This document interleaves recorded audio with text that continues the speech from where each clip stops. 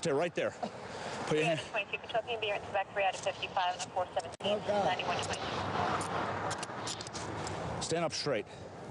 Parkway and 3. What is wrong with you? Take a deep breath. It'll be all right. Take a deep breath. I could break these cuffs. You can't break those cuffs. We appreciate your cooperation now, okay? Yes, the stereotypical, out-of-control, incoherent African-American male being chased down and wrangled in by heroic law enforcement. Unfortunately, it's a depiction, along with many others, that permeates the entertainment industry today.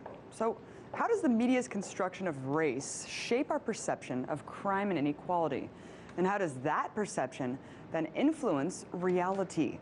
To help me break down the social construct, I'm now joined by Rashad Robinson, Executive Director of ColorofChange. Thank you so much for coming on, Rashad. Thanks for having me. So your organization, ColorofChange, is actually trying to put cops off the air. It's been on the air for quite a long time. Break down why this show is so problematic. You know, it's a filtered sense of reality where they follow sort of this hero law enforcement figure, and many of our law enforcement figures are heroes, but it's a filtered reality where you get to understand the law enforcement, you don't get to know the backstory behind the perpetrators or the criminals. The bad guys are always wrong, the cops are always correct, and they only go into neighborhoods that are poor, so oftentimes Black, Latino, or poor white communities, where they're showing this sort of filtered reality of what law enforcement looks like in this country.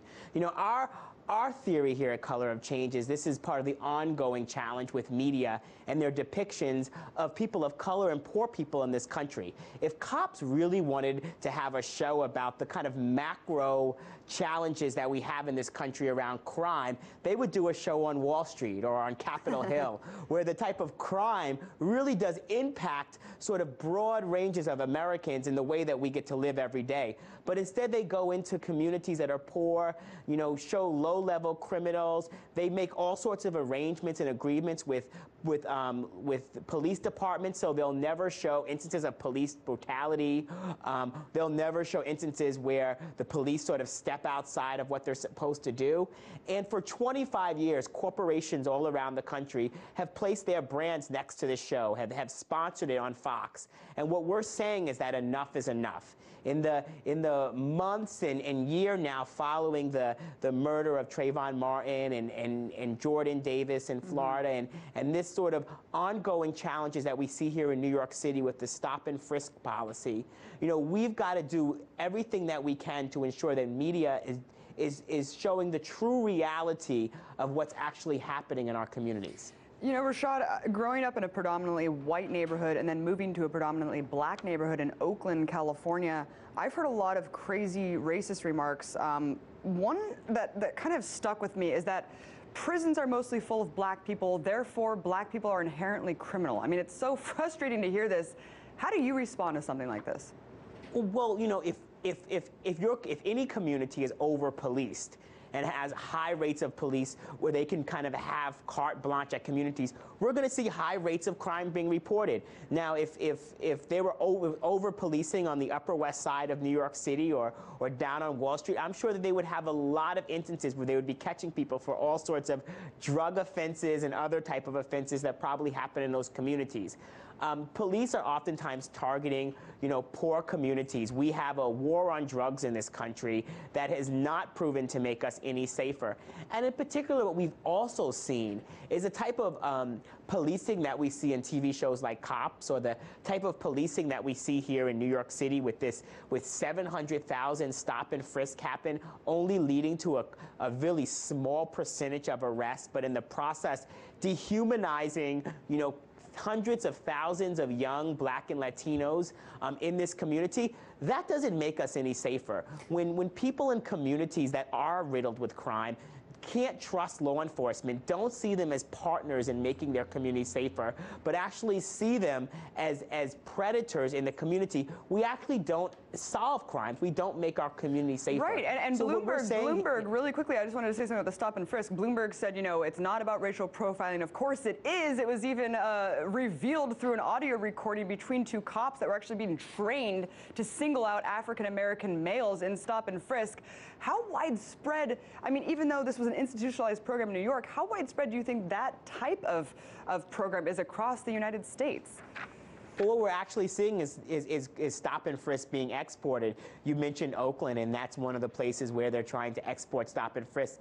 We have an office in Oakland as well at Color of Change, and we're going to be working to fight that. And there's cities all around the country where there's maybe not the exact policy of stop and frisk, but there is the kind of what you reference in that tape that just came out of these police officers talking, this idea that it is okay to racially profile. It's okay to go into certain communities and treat them differently than other communities, that certain folks have more rights in their communities and on the street than other folks. And what we're saying at Color of Change is that enough is enough, that the images that are put out by cops, we've seen from university studies and studies actually on the show Cops, that they have a real impact on the way that black folks, in particular black men, are treated every place from the schoolhouse to the courtroom to the type of health care advice that people get in the hospital.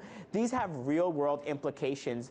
Perception and bias are fueled in many ways by what we see and hear in the media.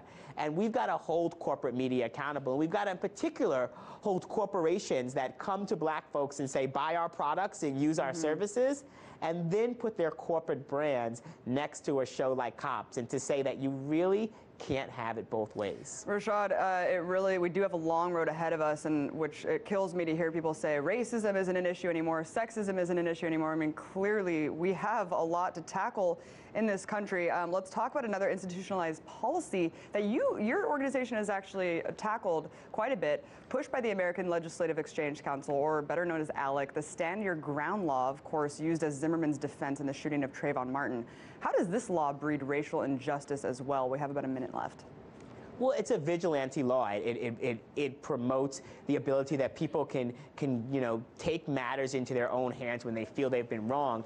And when you overlay a law like Stand Your Ground on an unjust criminal justice system, which study after study shows gives harsher sentences to blacks than white folks for the same type of crimes and offenses, then what you have is a law that's not actually put out equally. And what we've seen is Stand Your Ground apply to white folks when they've gone after a black person using that law, but it's not operated the other way. And Stand Your Ground in particular was put out into states all around the country as a partnership between the NRA and ALEC with the intention to sell more guns. Right. That if they could put these type of laws in place, they could sell more guns and make our communities unsafe. Thank you, Rashad Robinson, Executive Director, Color of Change, a conversation we all need to be having.